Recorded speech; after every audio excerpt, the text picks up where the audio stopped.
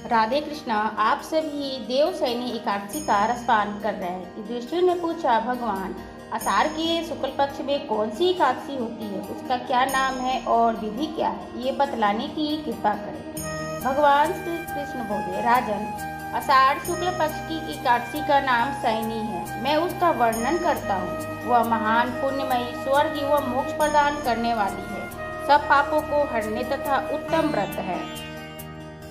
आषाढ़ शुक्ल पक्ष में शयनी एकादशी के दिन जिन्होंने कमल पुष्प से भगवान कमल लोचन भगवान विष्णु का पूजन तथा एकादशी का उत्तम व्रत किया है, उन्होंने तीनों ही लोकों को, तीनों ही सनातन देवताओं का पूजन कर लिया है। हरिशयनी एकादशी के दिन मेरा यह एक स्वरूप राजा बलि के यहाँ रहता है और दूसरा क्षीर सागर में शेषनाग की सैया पर तब तक शयन करता है जब तक आगामी कार्तिक की एकादशी नहीं आ जाती। अतः आषाढ़ शुक्ल एकादशी से लेकर कार्तिक शुक्ल एकादशी तक मनुष्यों को भली भांति धर्म का आचरण करना चाहिए। जो मनुष्य इस व्रत का अनुष्ठान करता है वो परम गति को प्राप्त होता है। इस कारण यत्न पूर्वक इस एकादशी का व्रत करना चाहिए। एकादशी की रात में जागरण करके शंख चक्र और गदा धारण करने वाले भगवान विष्णु की भक्ति पूर्वक पूजा करनी चाहिए। ऐसा करने से पुरुष के पुण्य की गणना करने में चतुर्मुख ब्रह्मा जी भी असमर्थ हैं।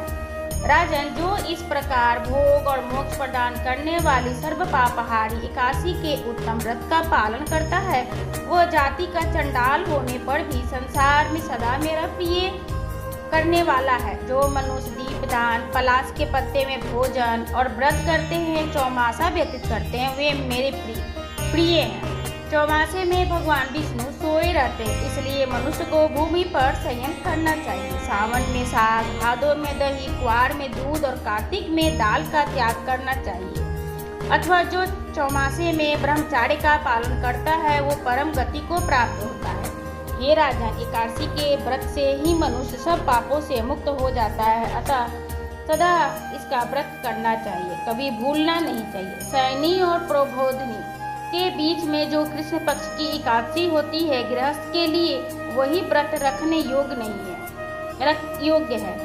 अन्य मासों की एकादशी, कृष्ण पक्ष की एकादशी गृहस्थ रखने योग्य नहीं होती। शुक्ल पक्ष की एकादशी सभी को करना चाहिए। इस प्रकार देवशयनी एकादशी व्रत कथा संपूर्ण हुआ। राधे राधे।